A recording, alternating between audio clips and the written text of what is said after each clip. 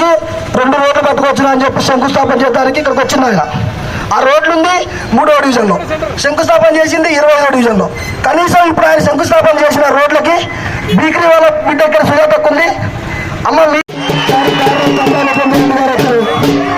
ఒక పక్క మన కేసీఆర్ గారు చేసిన పథకాలు, Maddulapalli market committee, JNTU college 2011వ తారీఖు రోజు మనం వేసే ఓటు విలువ మన ఊరి గెలుపు కావాలి. ఒక వ్యక్తి గెలుపు కాదు, మన ఊరి గెలుపు. మన కందాల రెడ్డి గారికి బహుమతి ఇస్తే